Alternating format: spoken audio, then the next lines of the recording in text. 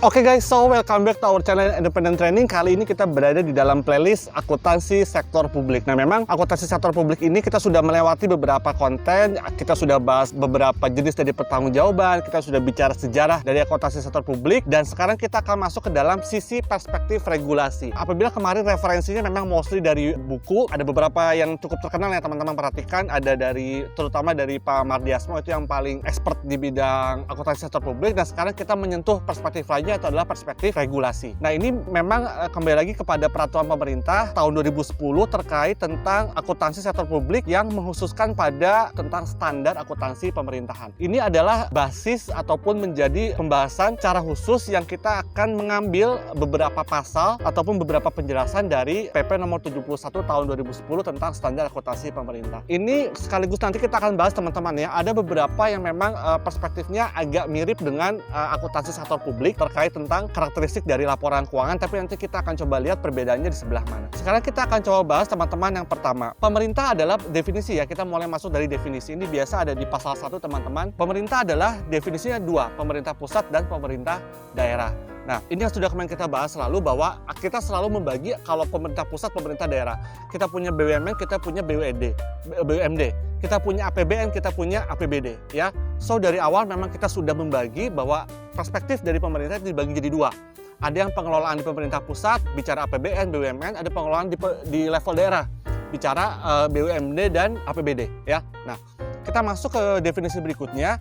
Dalam perspektif regulasi menurut standar akuntansi pemerintah, akuntansi adalah proses identifikasi, pencatatan, pengukuran, pengklasifikasian, pengikhtisaran transaksi dan kejadian keuangan, serta penyajian laporan, serta jangan lupa adalah penginterpretasian hasil, ya. Ini yang menurut saya pikir tidak terlalu berbeda dengan definisi akuntansi di dalam sektor private, ya. Nah, masih dalam pasal 1, standar akuntansi pemerintah SAP adalah prinsip-prinsip akuntansi yang diterapkan dalam menyusun dan menyajikan laporan keuangan pemerintah. Karena sekarang kita sudah punya standar. Jadi kalau teman-teman nanti download peraturan pemerintah 71 tahun 2010 ini kurang lebih ada sekitar 400 halaman, ya. Jadi kalau ini memang kalau buku seperti bukunya SAK, tapi ini menjadi SAP, ya. Oh ya, tapi jangan lupa, teman-teman, ya, peraturan pemerintah ini nanti akan diturunkan lagi menjadi peraturan Menteri Keuangan, ya. Jadi nanti dari PP ini akan ada PMK terkait tentang misalkan PMK akuntansi pemerintah untuk investasi, untuk aset dan segala macam, ya. Jadi nanti memang ini tidak, kembali lagi, yang 400 halaman ini memang tidak menjadi satu-satunya sumber informasi, karena nanti ada turunan dari peraturan Menteri Keuangan, ya. Nah, SAP berbasis akrual adalah SAP yang mengakui pendapatan, beban, aset, utang, dan ekuitas dalam pelaporan finansial berbasis akrual, serta mengakui pendapatan, belanja, dan pembiayaan dalam pelaporan pelaksanaan anggaran berdasarkan basis yang ditetapkan dalam APBN ataupun APBD, ya. Nah, kita lanjutkan kembali. Nah, di dalam lampiran peraturan pemerintah 71 tahun 2010, laporan keuangan terdiri dari laporan realisasi anggaran, laporan perubahan saldo anggaran lebih, neraca, laporan operasional, laporan arus kas, laporan perubahan ekuitas, dan catatan atas laporan keuangan. Nah, teman-teman, sifatnya ini adalah men-trigger untuk teman-teman mengelaborasi kembali secara independen, secara mandiri terkait tentang peraturan pemerintah 71 tahun 2010. Saya akan mengarahkan sebetulnya adalah dari laporan-laporan tadi yang saya bacakan, sebetulnya di dalam SAP tadi itu sudah tersajikan contohnya. Jadi katakanlah kalau teman-teman ingin mencari format pelaporan, maka di dalam peraturan pemerintah tersebut sudah disajikan contoh format pelaporannya, ya. Kita lanjutkan kembali. Asumsi dasar dalam pelaporan keuangan di lingkungan pemerintah adalah anggapan yang diterima sebagai suatu kebenaran tanpa perlu dibuktikan agar standar akuntansi dapat diterapkan. Nah, jadi kembali lagi, di dalam implementasi atas PP ini membutuhkan suatu asumsi dasar. Dia sampaikan bahwa di asumsi dasarnya adalah pelaporan keuangan di lingkungan pemerintah anggapan yang dapat diterima. Ya, jadi tidak ada penolakan, tidak ada usaha untuk tidak menerapkan pelaporan keuangan di lingkungan pemerintah. Ini dianggap sebagai suatu kebenaran tanpa perlu dibuktikan, ya, agar standar akuntansi dapat diterapkan. Jadi kita tidak lagi meributkan, kita tidak lagi kita tidak lagi atau kita mau bilang terima saja as it is, ya seperti itu. Jadi tidak ada lagi defend untuk bagaimana kenapa bisa timbul pengaturannya seperti ini, kenapa pengakuannya seperti ini. No, asumsi dasarnya adalah kalau ini mau diterapkan ya Anda terima as it is, selesai ya. Nah, asumsinya akan ada 3, asumsi kemandirian entitas, asumsi kesinambungan entitas, dan asumsi keterukuran dalam satuan uang ataupun moneter ya. Nah, asumsi kemandirian entitas apakah itu? Bahwa Anda sebagai unit di dalam pemerintahan secara mandiri ya, artinya secara mandiri adalah setiap personel yang ada di unit itu mampu secara mandiri untuk menyusun laporan keuangan. Sifatnya wajib dan ini merupakan tanggung jawab. Jadi setiap kemandirian entitas mampu memiliki ya, bicara mandiri dia juga harus bertanggung jawab. Kenapa perlu bertanggung jawab teman-teman? Karena hati-hati, ini adalah pengelolaan aset negara. Ya, kalau BUMD mungkin akan mengelola aset di daerahnya, sementara BUMN memiliki ranahnya sendiri. Ya, nah sikap tanggung jawab ini diperlukan karena kembali lagi pada saat kita dikatakan mandiri maka kita independently. Ya, nah pada saat independen tadi maka kita perlu dibekali juga dengan rasa tanggung jawab karena kembali lagi ini adalah bukan pengelolaan sektor private teman-teman. So dananya adalah bukan dana pemegang saham tapi adalah dana publik. Yang sudah kita bahas, dana publik adalah dana yang sebetulnya teman-teman keluarkan, orang tua teman-teman keluarkan, membayar pajak semua, itu adalah yang dikelola. So, menurut saya sifat tanggung jawabnya akan jauh lebih rigid dibandingkan dengan sektor private. Ya. Asumsi kesinambungan entitas. Asumsi kesinambungan entitas artinya begini teman-teman. Penerapan standar akuntansi pemerintahan akan terus berlangsung tanpa ada intensi untuk melakukan likuidasi. Ya, PLN tidak pernah dilikuidasi.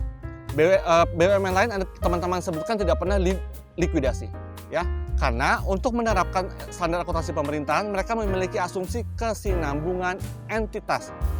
Seberapapun besar ruginya, maka tidak ada tendensi ataupun intensi untuk melakukan likuidasi. Disuntik aja terus ya dengan modal dari pemerintah. Asumsi keterukuran dalam satuan uang, monetary-nya in terms of rupiah, maka itu menjadi keterukuran yang paling baku di dalam pelaporan ataupun standar akuntansi pemerintah. Ya, nah kita lanjutkan kembali teman-teman. Karakteristik kualitatif laporan keuangan. Nah, ini yang saya sampaikan tadi sebenarnya kalau teman-teman kemarin sudah menempuh pengantar akuntansi ini ada di KSO juga sebetulnya bahwa karakteristik kualitatif laporan keuangan yang ada di sini memang agak mirip. Kita yang pertama akan menekankan terkait tentang relevansi. Relevansi jangan lupa di breakdown kembali. Ada feedback value, bagaimana laporan keuangan mampu memberikan umpan balik atau dalam pengambilan keputusan ya. So, laporan keuangan pemerintah diharapkan mampu untuk pembacanya mampu mengambil keputusan ya. Predictive value artinya mampu memiliki nilai keterprediksian ke depan serta in time ataupun tepat waktu ya. Yang kedua adalah andal. Andal kita breakdown lagi teman-teman. Jujur, dapat diverifikasi dan netralitas, tidak ada keberpihakan. Laporan keuangan pemerintah tidak ditujukan kepada salah satu stakeholder. Ya, artinya semua stakeholder mendapatkan porsi informasi yang sama dan tidak ada keberpihakan ataupun pemilihan ya untuk merujuk kepada salah satu stakeholders. Ya, dapat dibandingkan comparability ya karena kalau kita membandingkan biasanya itu akan jauh lebih berbunyi laporan keuangannya di dalam melakukan interpretasi serta dapat dipahami ya. Itu adalah karakteristik kualitatif laporan keuangan yang memang similar dengan case. Jadi teman-teman boleh buka lagi, dia dalam bentuk diagram teman-teman, itu kurang lebih sama dengan yang ada di Peraturan Pemerintah 71 tahun 2010 ini ya. Nah, kita lihat lagi kembali prinsip akuntansi dan pelaporan keuangan pemerintah ada 8 berbasis akuntansi, prinsip nilai historical. Ini mungkin yang berbeda dengan yang kita kerjakan sekarang di sektor private, di mana historical value mungkin sudah tidak relevan lagi karena kita sudah memakai fair value. Prinsip realisasi, ya, prinsip substansi mengungguli bentuk, ya, substance over the form, ada juga di sektor private, di SAK maksudnya. Prinsip periodisitas artinya adalah pemecahan periode. Prinsip periodisitas begini teman-teman. Pada saat laporan keuangan 1 tahun, ya, maka kita bisa membuat prediksi ke depan berdasarkan laporan keuangan tahun yang lalu. Dan kita bisa membaginya menjadi laporan keuangan bulanan, laporan keuangan 3 bulanan, laporan keuangan tahunan. Ya, sehingga pada saat ada pemecahan periode itu bisa jauh lebih terukur. Ya, teman-teman kalau membuat proyeksi anggaran, katakanlah setahun, proyeksi anggaran pasti bikin laporan keuangan teman-teman ya. itu harapannya adalah dia bilang periodisitas, mampu dipecah-pecah ke dalam beberapa periode ya. Yang paling ideal sebetulnya per bulan ya. Bagaimana akhirnya bisa terukur, karena apa, kalau dipecah per bulan artinya kita bisa melakukan pemantauan tiap bulan. Tapi kalau dipaket menjadi 1 tahun, maka kita akan kehilangan momentumnya di saat kita memerlukan evaluasi, improvement of work. Nah, di situ dia ya, menjadi tidak terukur. Prinsip konsistensi, prinsip pengungkapan lengkap, jangan ada yang dikurang-kurangin laporan keuangan pemerintah, dan penyajian wajar. Kita lanjutkan kembali teman-teman, kendala informasi akuntansi dan laporan keuangan adalah setiap keadaan yang tidak memungkinkan terjadinya kondisi yang ideal. Ini kalau di bukunya Kieso menjadi constraint ya. Nah, ada 3, materialitas, pertimbangan biaya dan manfaat, serta keseimbangan antar karakteristik kualitatif. Yang menarik saya mau coba highlight di materialitas ya. Materialitas, laporan keuangan pemerintah hanya diharuskan memuat informasi yang memenuhi kriteria materialitas. Saya highlight ya, laporan keuangan pemerintah hanya diharuskan memuat informasi yang memenuhi kriteria materialitas. Kalau kita mau buat kalimat tambahan lainnya, berarti ada yang tidak material, tidak diungkapkan. Informasi dipandang material apabila kelalaian untuk mencantumkan atau kesalahan dalam mencatat informasi tersebut dapat mempengaruhi keputusan ekonomi yang diambil atas dasar laporan keuangan. Informasi dipandang material apabila, indikatornya begini teman-teman, apabila ada kelalaian dalam mencatat informasi tersebut dapat mempengaruhi keputusan ekonomi. Jadi kalau saya mau bilang kalimat di belakangnya, apabila ada kesalahan informasi yang ternyata tidak mempengaruhi pengambilan keputusan, maka dia tidak masuk ke dalam materialitas ya. Nah, jumlah materialitas ini menjadi topik yang menarik menurut saya. Nanti mungkin teman-teman boleh mengelaborasi sendiri, bicara opini wajar tanpa pengecualian, ada jumlah materialitas kesalahan. Nah, di dalam kalau audit private memang sudah ada rumusnya ya, walaupun memang mungkin saya juga belum pernah bisa menemukan rumus yang presisi untuk tingkat materialitas, walaupun kalau di bukunya audit mungkin bilang bahwa itu adalah 5%, tapi kembali lagi sepemahaman saya, mohon dikoreksi kalau salah, beberapa teman-teman auditor mereka memiliki formulasi untuk menghitung nilai materialitas kenapa bisa menjadi sekian X rupiah. Yang menariknya teman-teman, ini perlu ada penelitian lebih lanjut, pendekatan ilmiah. Mungkin kita bisa mengumpulkan jumlah rupiah, misalkan begini, dana desa. Di audit kita menemukan ada misalkan supplier yang tidak menyelesaikan kontrak, subkon yang tidak menyelesaikan kontrak gitu kan, sementara dana sudah turun ya. Berapa X rupiah kemudian deviasinya ya, atau dana yang bermasalah tapi keluarlah opini WTP. Nah, maka kita akan bilang bahwa jumlah temuan ini tidak menjadi material. Karena apa? Opininya tetap WTP. Dan diasumsikan bahwa jumlah tadi tidak mempengaruhi pengambilan keputusan. Dari sana teman-teman mungkin nanti bisa melihat dalam satu laporan keuangan satu daerah, apabila sekian X rupiah dianggap tidak material, bagaimana kalau itu ternyata dikumulasi atau diagregasi menjadi satu Indonesia ya. Saya mau bicara nominal kecil saja, Rp10.000. Tapi kalau ternyata itu menjadi ribuan proyek ya, Anda bisa kalikan dari satu proyek. Bagaimana kalau menjadi 2 proyek, 3 proyek, 4 proyek, dan sekian wilayah di Indonesia? Bicara materialitas. Jadi kembali lagi teman-teman, pendekatannya harus ilmiah, kemudian menggunakan alat tools measurement yang memang dapat dilihat dengan kacamata yang berbeda, artinya memiliki persepsi yang sama dilihat dari manapun. Ini perlu saya pikir menjadi topik riset kita ke depan mungkin, ataupun topik riset teman-teman bicara temuan dari sektor publik yang memang terkait tentang materialitas ya.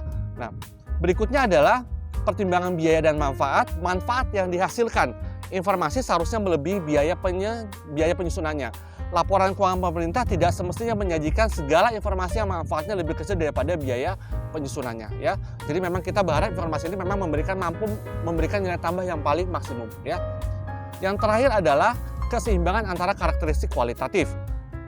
Kepentingan relatif antara karakteristik dalam berbagai kasus yang berbeda, terutama antara relevansi dan keandalan. Relevan dan andal. Ini juga menjadi menjadi isu di SAK kita. Tingkat kepentingan antara dua karakteristik kualitatif yang memerlukan pertimbangan profesional ya. Jadi karena memang bicara relevansi dan andal. Kalau Anda mau bicara nilai, katakanlah nilai mobil itu sekarang 80 juta menurut fair value ya. Tapi kembali lagi ke andalan, mana buktinya? Mana berkas yang bisa menandakan mobil ini harganya 80 juta ya. Jadi antara andal dan relevansi itu selalu offset teman-teman, selalu saling memilih salah satu. Karena kalau dia relevan mungkin tidak bisa andal, tapi kalau dia andal belum tentu relevan.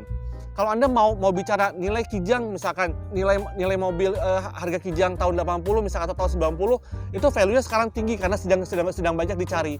Tapi itu menurut relevansi. Tapi menurut keandalan apakah bisa dibuktikan? Sebetulnya karena kalau menurut keandalan mungkin nilai bukunya sudah 0. Tapi itu menurut keandalan. Tapi menurut relevansi ternyata nilainya masih tinggi karena memang lagi dicari oleh kolektor. Kurang lebih seperti itu kita men-trade off antara relevansi dan keandalan. Jadi relevansi dan keandalan memang agak sulit untuk berjalan beriringan seperti itu. Ya, itu dia teman-teman konten kita kali ini terkait tentang standar akuntansi pemerintah perspektif regulasi menuju kepada PP nomor 71 tahun 2010.